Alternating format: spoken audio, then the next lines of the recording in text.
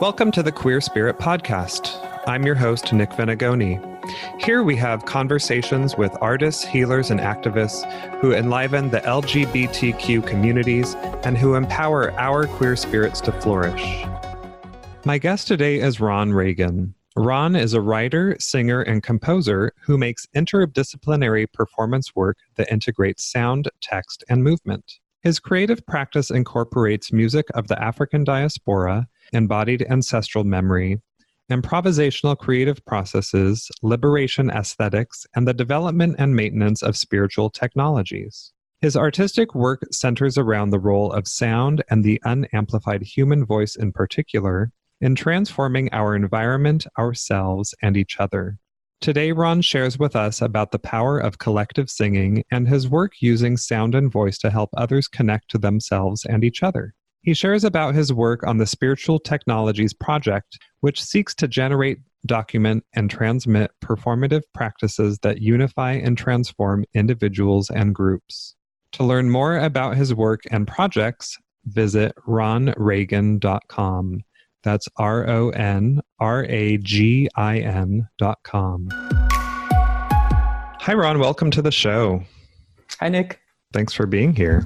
Happy to. So, Ron, I thought we would have you start out by telling us the story of when you first discovered your love for sound and voice.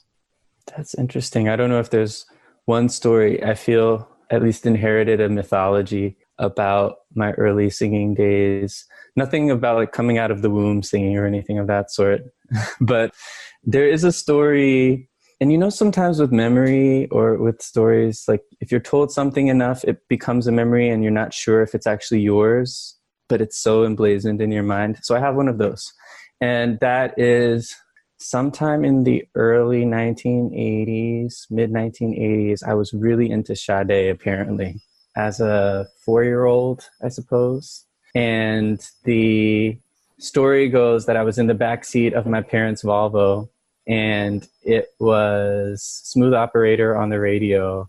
And that anytime it came on, I would just burst into song. And I didn't know the lyrics. I was pre-Smooth Operator in my vocabulary. So it was something like Smooth Apoeto, and that was my jam. But basically, throughout my childhood, there was just a practice of singing along to the radio, and that's how my parents knew that I loved to sing. So I think that was the origin story of the love for voice and sound making. My father was also a big music lover and listener and collector of music. So he had a massive record collection. Anything funk, soul, R&B, or jazz was definitely in his wheelhouse. And so we had a bevy of records and CDs as the 80s and 90s were on that I would just go through. And so my parents just gave me a platform. I would perform in front of the fireplace many an evening. I had really loved Bobby Brown's My Prerogative album. That was my other jam, apparently. And that little at-home platform expanded when we moved to Georgia, to my father's hometown of Perry, Georgia, when I was 9. I had just turned 9 and started to go to church at that time. And so that was, I think, the big shift for me in having a more social platform, a more communal platform for singing and music making, and singing in that church choir and also in the pews were really formative for me in thinking about my love of sound and singing, particularly singing with other people. Because up to that point, it had been kind of like me and whatever disembodied voice on the radio I was singing along to. But the joy of other bodies making sound and particularly harmonizing, I just found so enthralling. And so that's really where my sensibility and love began to blossom. Mm-hmm, mm-hmm. Great. Yeah, I can really relate to a lot of that. And I think other listeners out there who were around in the 80s will remember those songs as well. They were pretty popular. Yeah, there's such good material. And I think that the 80s and 90s in particular were the, advent of the pop cultural divas. Mm-hmm. So I think my earliest influences were definitely Mariah Carey and Whitney Houston. in terms of my own desires to produce certain kinds of sounds and emulate them. But there were other singers too, like Luther Vandross or Anita Baker, who had a different kind of sound and sensibility that were also super formative. Lisa Stansfield, super Stansfield, Baja, for our European friends who were doing the R&B thing. Yeah, so I would say that was the steeping, or at least those were the seeds. But the steeping really happened in church. And I think the thing that's been most formative in my sensibility around how to sing with other people and what I enjoy about singing with other people happened actually in the pews of the church and not so much in the choir stand. So the music that I was most drawn to as a child in that environment, and I went to St. James Christian Methodist Episcopal Church of Perry, Georgia, which is the same church that my great-grandmother was the pianist at. This is on my dad's side of the family, my patrilineal line.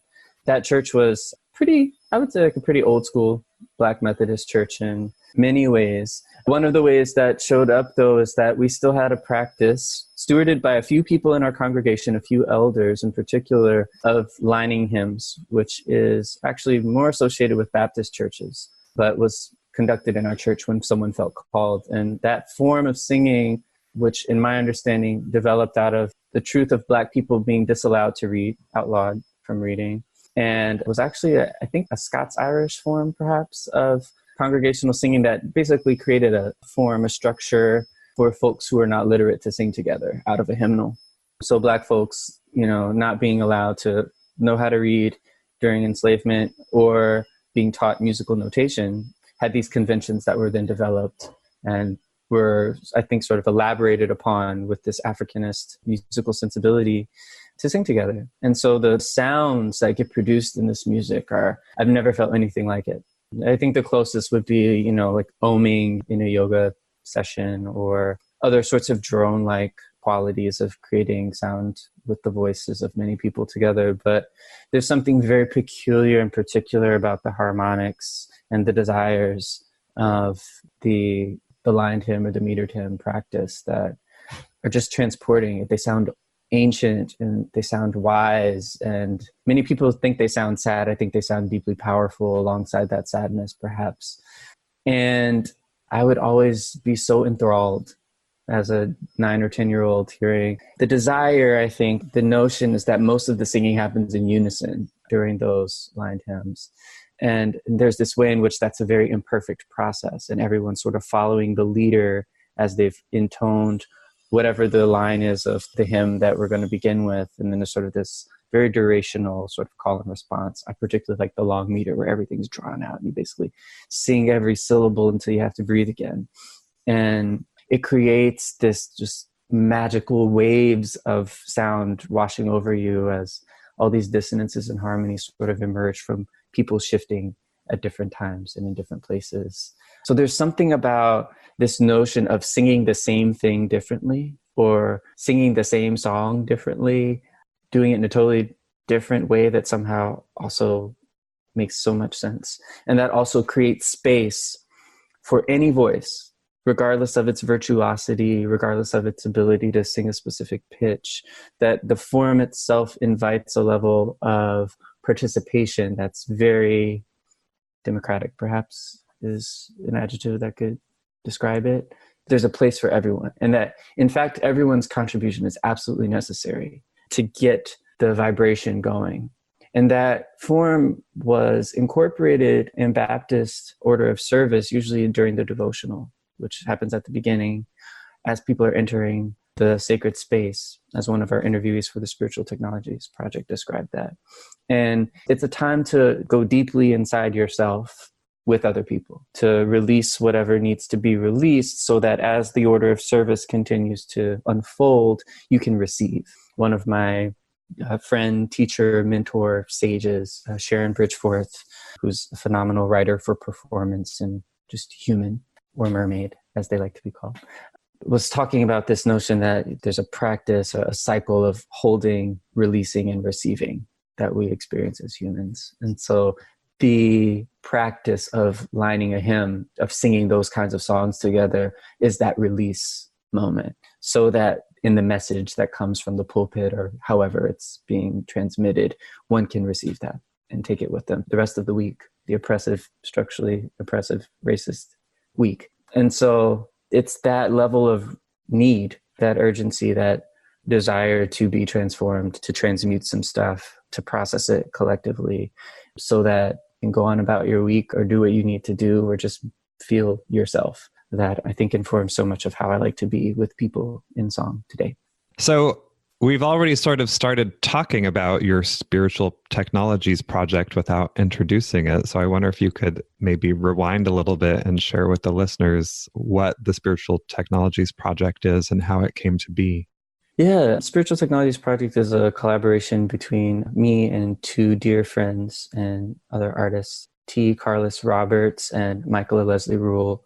The Spiritual Technologies Project origin story, we're still figuring out how best to talk about this, so I'll try it out with you right now.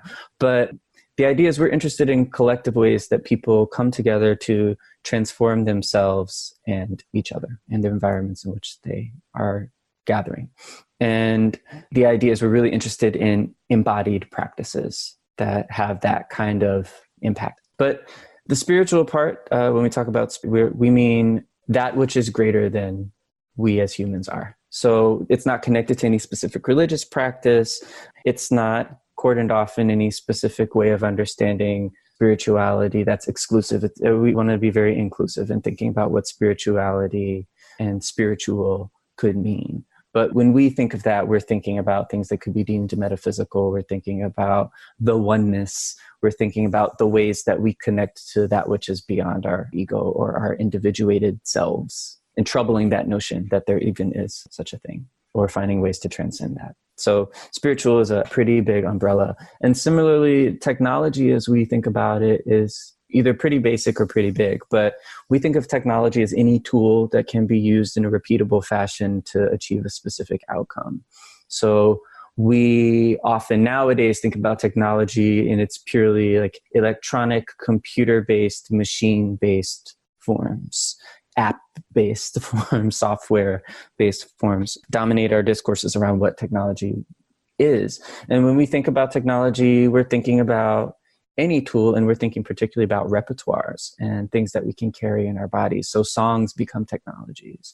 Aligned hymn, for example, is a technology that can be used to make you feel a certain kind of way, right? And to prepare you for a certain kind of experience. So that is, again, a repeatable thing. In this case, a performative practice or a sonic practice that can be used consistently for an outcome. So things like cooking forms or ways of gathering people together over sewing quilts, forms of prayer and meditation, all kinds of cultural practices really would fall under our idea of technologies inside of this project. And so we put them together. And so we're really interested in the technologies that people have developed over time that have to do with this idea of transcending the individual and tuning the collective. And so we've been focusing also on more, I would describe them as traditional forms of expression, or things that could be deemed as old or ancient or, I don't know, historical. And part of our interest is in how those things have continued to live on, how performance traditions like aligned hymn, which originated probably in the 18th century in this continent, how they're still relevant today. What does it mean to bring these things forward? They were created for a purpose. If we repeatedly do that thing today, what can we relearn or reintegrate that could be useful in our current context for shifting social injustices? And so that is the curiosity of the project, which began with this documentary work around line hymns in my hometown in central Georgia, but also in coastal Georgia and South Carolina. That was about 2015 to 2017 that we did that documentary work. And we now have a website where you can see very short clips, more of a digital storytelling format. But we're now evolving that practice to really think about applying it in real time in performance work, and are partnering with the Mississippi Center for Cultural Production to really think about how this work lives today. Yeah, I watched a couple of those clips of A Charge to Keep on the website, and I was really interested in the idea that you talked about in the power of collective singing. And there was a quote from one of the people in the clip that talked about the purpose of the singing, or one of the purposes of the singing was to stir up the spiritual atmosphere, which I really liked, particularly in a communal religious setting. Like the purpose is to stir up the spiritual atmosphere. And I've had a similar experience in my childhood as you, of singing in the church choir and singing in church and that kind of thing, but also experiencing other spiritual traditions and their singing and music practices too. And I still, even though it's completely different practice or even a completely different religion, I still have the same energetic and spiritual experience happening inside of me. And so, yeah, I just think it's really cool that you guys are doing this and sharing this information. But I wonder if you could talk a little bit more about the power of collective singing, and also talk about leading into the singing classes that you offer for folks who maybe call themselves non-singers or don't consider themselves singers. Yeah, the power of collective singing for me is rooted in feeling at its base. They're like one of my teachers who I've never met. I've learned a lot from the work and the speeches and writings of Dr. Bernice Johnson Regan, who was the founder of Sweet Honey in the Rock, a Snake Freedom singer. And there was a Bill Moyer special, that interview, extended documentary for, I think, from the 90s, talking about her work. And during that special, one of the sort of moments that keeps being flashed back to is a community sing or some form of a workshop that she's leading. And at some point, she describes the practice of being tampered with as the reason that people go to church, Black church, and have the experiences of collective singing. That it's a notion, and this is my language now, of like one's constitution, and of doing that with intention. She also says during that interview that sometimes you don't go to church because you don't want to do that. You don't want to be tampered with in that way. And so you just might not need to go that Sunday if that's not how you want to feel. But the idea is that there's this powerful practice that's happening of almost like a reckoning that can occur. And so I'm really interested in that. I'm interested in the ways in which resonating, turning your body into a resonator, a thing that can conduct sound, is a physical practice of opening and releasing. So in my limited training as a singer in any sort of really formal context, I had a vocal coach for a few years in the Bay, Jane Sharp. She was phenomenal. I'm so glad. And so we worked a lot on this notion of like that singing is about creating space in your body for vibrations to occur, right? And it's the whole body. It's not just the vocal cords and the head, for example, the places where we often associate the resonance, or even the torso where we're breathing into. It's the whole body that's singing.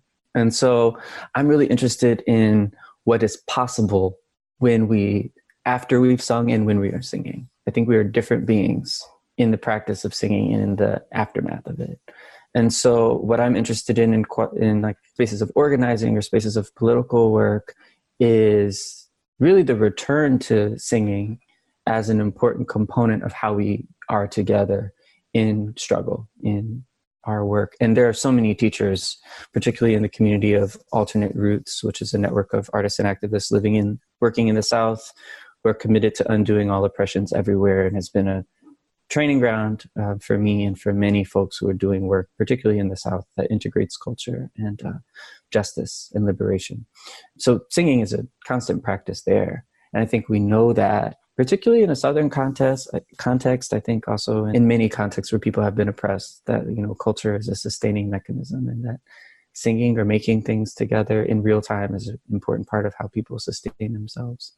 And they're important tools for bringing people together. So I'm really interested in the possibilities physically, and then extending from there of connecting with people in that way of resonating together. There have been studies about choirs. I think they put pulsometers in people's ears who were singing together in some major chorus. And I can't remember all of the details, but basically people's heartbeats synchronized as they were singing together. And so I think we feel that, we know that, like we knew that. That's why we like doing it. There's this deep somatic experience of connection.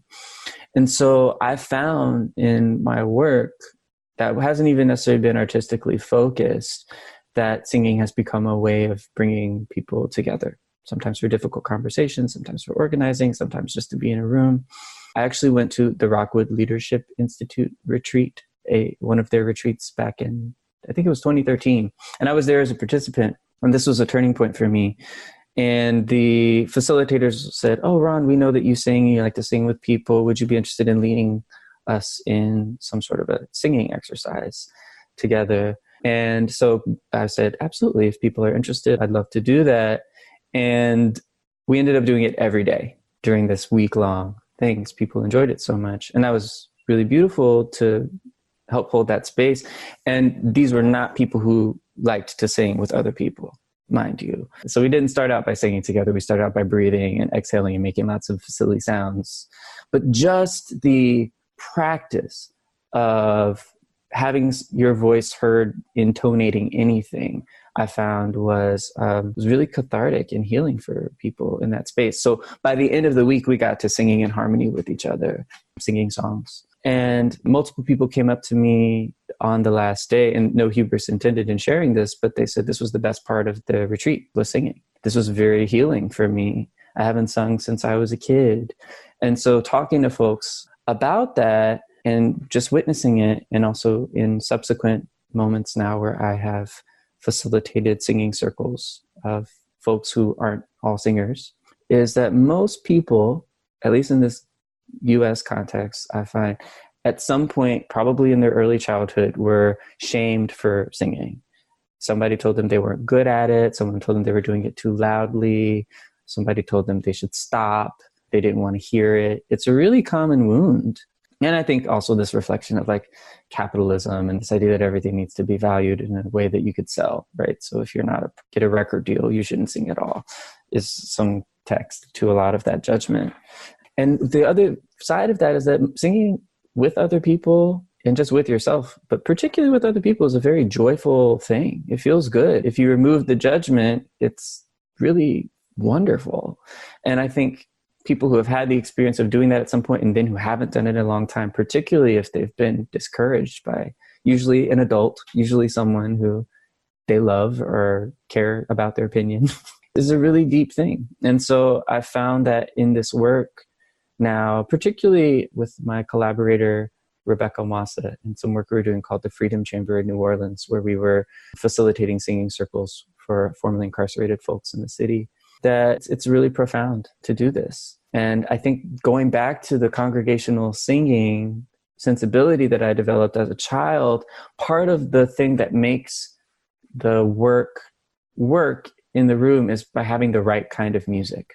So you don't want to like bring a 5-part or a harmony or barbershop quartet piece of music to a group of folks who aren't used to singing in harmony with each other, right? That's going to be discouraging for everyone, including me, probably. So it's also about having an invitation to raise one's voice. I don't even describe it as singing necessarily, but just putting your voice in the room and creating a thing where it's not about talent, and it's really about being heard and being willing to be heard and listening. Yeah, I mean, I really connect with a lot of what you're saying, especially the part about group work, embodied group work especially. I think there's also, for me, been a real interesting evolution in my thinking around the importance of movement building, movement work for justice, and collective singing as this really important metaphor. I think it's a rich metaphor. So one of the things I'll often do in workshops or singing circles is something I call a soul note exercise, which I initially learned from one of my teachers in the alternate roots community, Elise Witt. And the idea is that people inhale, they exhale out, and they just sing any note that comes out of their body. I like to call it their soul note, like how's your soul resonating at this time? And the invitation that I encourage, and then you hold the note and you maintain it, you breathe and you come back in and you sing it again. So the idea is you just filling the room with sound without judgment. It doesn't have to be pretty. There's no chord that needs to be made. That's not the point. The point is to just have everybody's voice in the room. And what's really interesting is oftentimes it's a very chaotic sound. Like it's not, a major chord that comes out. And what I encourage people to do is to try to keep singing their note, whatever it is, while they're listening to other people's notes. The tendency is to adjust your note once you start hearing, you want to resolve, basically, is a human tendency, I think, particularly in a Western musical ear that we develop here in this country. And so the practice of being able to hold dissonance while you're doing something together, I think is a great metaphor for how we have to work for change, right? We don't have to like agree on every little thing. It might not feel good all the time, but we're going to stay in it and trust that it can transform in ways that we need to. But there's also this piece about like, I can have my unique thing and I'm going to contribute that thing, even if I don't quite know how it fits in yet, but we have to figure that out together in real time. We have to work that out. And so I'm like starting to, as I do this more and more, collect these metaphors that I think work so well to help us deepen our understanding of what it means to do organizing. Yeah, well, I think that, you're bringing up these concepts which are typically used in music and sound, which is resonance and dissonance. And I was thinking about when you were talking about the lined hymns of the purpose is to sing together in unison, which is more of a resonant kind of thing. But you probably had people in church who didn't know the song or their voice was not as good. And so there was a kind of natural dissonance, not intended dissonance that was happening. And it reminded me of a spiritual teacher that I had who talked about when we would do ritual and ceremony together, that there is power in doing the same thing and there is power in diversity at the same time. So even though we all may be intending to do the same thing, someone is maybe doing something slightly different, and that different thing, or the dissonance in this case, also brings power in terms of the diversity of it. And for people who are really into music and sound and vocalizing, those concepts can be really interesting and cool and kind of weird and awkward, but they also start to pull things apart. And I also agree with you. I think that it's really important for people who may have been told that they don't want to be heard either in their singing or even just, I don't want to hear what you have to say. And that's another way of being shut down. And so I think it's really great that you're bringing these practices to people. Like, it's okay for us to hear your voice. And it's also okay for us to hear what you have to say. And it's important and we want to hear it. And there's something that can contribute to that. And so I don't know if that's part of your intention, but that's a lot of what I'm hearing in terms of what's being brought into those settings. Yeah, absolutely. And I think the one thing I'd say is I try to move away from saying people have good voices or bad voices and saying like we all have a voice. The question is, how do these voices fit together? How do we make something that we all enjoy with the voices in the room? And so part of the work is to find ways to do that. Again, don't make anybody's voice feel like it's better or worse. It's all necessary and important, depending on who's in the room. That's what we got to work with. So let's work with it. And I also feel like there's just so much intelligence, like as these forms have created, like you're exactly right with this, like if we're singing in unison, but we're not all, like when I hear a note and you hear a note, we're actually hearing a different pitch, but we're understanding it as the same note.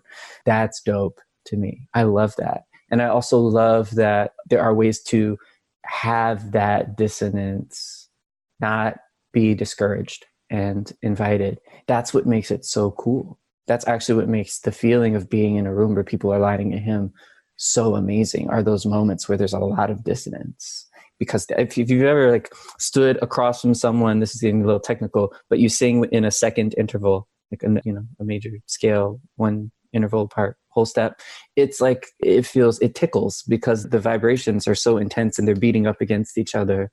That level of stimulation is a different, potentially fun, exciting, good feeling than having like 1-3-5 major chord, right? That's a different kind of ease and release. But that tension of that second is delicious. I mean, you listen to like that Bulgarian women's television and film choir, can't remember the name, but like there's so many seconds in that. And I don't know, this could be like terribly bad remembering of, but why did that sensibility of making that music develop in that context, right? In the context in which those harmonics arose as a way of singing. Like there's all these seconds, there's all this dissonance that is suffused throughout at least the music that I've heard from that place. And I feel like I remember something that was like, if you got to sing to somebody from a long distance away, then travel farther if they're a second apart, because the distance, like, wah!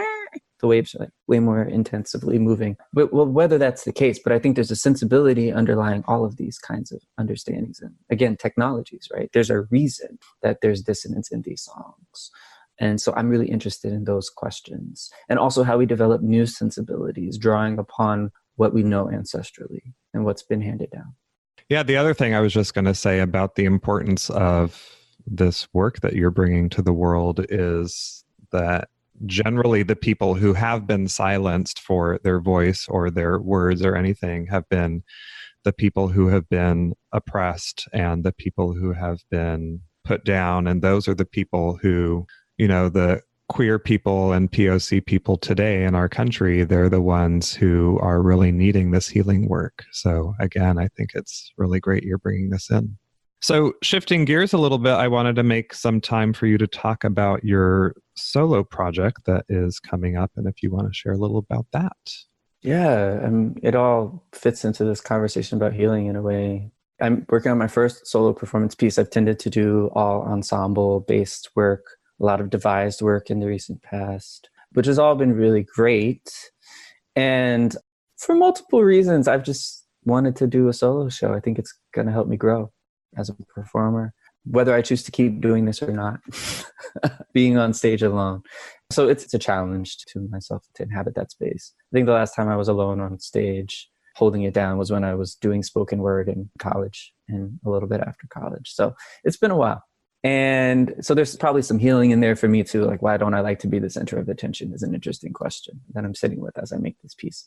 But so as this desire to make a solo piece has emerged, I've also been reflecting deeply on the death of my father. It'll be 7 years since his transition on November 29th. And as my father was in the last years of his life, he had sickle cell disease and really deteriorated over a 7-year period. Lots of sevens in my life, 7-year cycles. So he had a 7-year decline. In the last few years of his life, he became extremely desirous of physical touch and would ask for it quite a bit, which was not a part of his way of being prior to his illness with anyone. But I think there was a specific way with me as his only son and as with him as my primary gender normatively socializing energy in my life, teaching me how to be a man in his language, that this felt extremely taboo and strange for him to say, like, oh, lie in bed with me, come cuddle with me, come hold my hand, come rub my feet, come give me a kiss. So it was just this very strange, beautiful, sweet, awkward, tender exchange that we would have when I'd go home for visits. I wasn't living in Georgia at the time. And so we had to develop this vocabulary of touch that we didn't have. And we never really talked about that was different. It was just what needed to be done. And I was accommodating because I wanted to, give him whatever peace and comfort he could have as he was feeling increasingly sick. So it was just this very beautiful time. And I've written a lot about it. And those things have dovetailed now into making the show, which for me is really centering around questions of intimacy and tenderness and touch in particular. And I'm really interested in that between Black men in the context of families. So these early crucibles of gendered socialization, how we are encouraged and discouraged from being physically present with each other. And so a lot of it is autobiographical in thinking about my relationship with my dad and how that evolved over time leading up to his death. But there's a lot that's not purely autobiographical as well. It's just really about how this happens. So I think there's this interesting challenge I'm wrestling with now about what does it mean to do a solo show about touch, which I am taking as a creative problem. But I'm also really thinking about in terms of this piece is like part of my desire is to really think about what it means for me as a man identified person, as a male bodied person, as someone on whom masculinity is projected. I like to fuck with that on a pretty regular basis, but nonetheless have this identity as a man. And to make a piece that is explicitly feminist and is really thinking about undoing patriarchy in the practice of tenderness and touch that is not sexual necessarily. And that also I'm engaging with that question as a formal question too. What does it mean for my male-bodied self to show up on stage? How do I queer that in the practice of being? That's not super necessarily obvious in the process. But it's also a really interesting opportunity to sort of extend work I've been doing around the sound-based stuff. And I'm really thinking about in the conversations that will inform the work that I'm going to put onto the stage and also in the wake of the performance, how to gather Black men and masculine of center folks, what it means for us to be in conversation and or practice together. And what does it mean for us to touch each other? I'm really interested in that question. What are all the meanings of that? And what is foreclosed and what is allowed and why? And even for those of us who are queer, I'm really interested in not being a bunch of cis queer Black men in conversation with me, although that there's healing work to do there as well. Like, I'm really interested in like cis het Black guys. Like, what is this conversation? So really thinking about, and I'm still in pretty early stages around the development of this work, what the healing practices can be. Like, what are the workshops? What are the conversations? What are the ways that we can explore and experiment, not just talking, but feeling our way through new ways of being together. And it feels really apropos. It feels timely. I think there's a lot of conversations in the wake of Me Too and the acknowledgement of a lot of harm that has happened and been caused by men folk in movement spaces and storytelling that continues to unfold around. I think there's a degree of reckoning that is happening. And so I'm interested in how men are holding space for that. Men plus, as some of my folks would say. And I'm interested in contributing in the ways that I can. Yeah, it sounds really juicy and interesting. And I'm also curious to hear how you will bring touch into a solo performance. Or maybe, the solo performance is all about like this idea of isolation and the importance of touch. Yeah, that's one option and possibility inside of it. There's also, I can invite people on stage. There's so many things, right? With consent. So yeah, it's an exciting project for me. And I also feel like I've been prepared for this in many ways with the other work I've been doing, particularly with women in the context of vessels, which we didn't talk about, but creating healing space for Black women. Okay, Ron, good job contributing to that process in the ways that you could as a man. And now it's time to do the work or some analogous work with men folk and masculine of center folk. And so where can people learn more about that and maybe even see it? Yeah, I will have a work in progress showing at Catapult Studios in New Orleans in December 14th and 15th, 7:30 on the 14th and 2 p.m. on the 15th. It'll be a doubleheader of solo works in progress with a dear friend of mine, Hannah Pepper Cunningham. But I think the show will have a life beyond, I hope. I intend for it to in 2020. So folks can check out my website, ronragin.com, to follow me and see what I'm up to, also on social media. I don't know if I'm jumping the gun here, Nick, but go for it. On Instagram, Vox_Citas, VOX_SITAS. Okay, great. Well, I will also have those links in the show notes for people so they can find them there as well. Great. So in closing, can you share with us a person, practice, or experience that has supported your queer spirit to flourish? Yeah, the first person who jumped to mind is a dear friend and mentor, teacher, collaborator of mine, Amara Tabor Smith, who's a choreographer, teacher, healer, organizer, savant, based in Oakland. We met through a mutual friend back in 2010, maybe 2009. It's been a while. And she's been one of my greatest teachers and supporters. There are some folks who see your power in ways that you can't yet articulate or you don't even understand, and who lovingly invite you into a deeper relationship with yourself, sometimes tough lovingly. She has been one of those people more recently in my life, and really invited me into returning to my artistry with an invitation to be in one of her pieces, He Moved Swiftly, that happened in 2013, which was a roving performance in honor of Ed Mock, who was a dancer and choreographer and teacher and performer in San Francisco. So that really just totally changed my life and has set me off on a trajectory of making the kind of work that I'm now making, all in the context of being a queer Black person, which part of how she identifies as well. Well, Ron, thank you for being here and sharing your story about your work for bringing sound and touch into the world. And I support you in that work and bringing it forward even more. Thanks, Nick. Thanks for the opportunity to reflect in this way. It's always good to talk things out. I learn stuff, and that's good. The winter season can be challenging for many queer folks, bringing up feelings of sadness or loneliness, triggering memories of holidays past or challenges with family. The darkness and cold weather can also just bring you down. I'm offering a free online meditation circle to support you through the winter holiday season called Inner Peace. We will meet every other week from November through early January, and I will offer short guided mindfulness and meditation practices. To join the circle, just go to queerhealingjourneys.com/inner-peace to sign up. That's queerhealingjourneys.com/inner-peace. You can also find the link in the show notes. I look forward to offering you these practices, which will help you to calm your mind and cultivate your inner peace through the winter holiday season.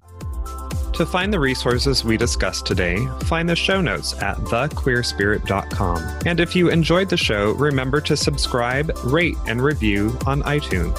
This will help us reach and support more queer people all over. Thanks for listening, and see you next time.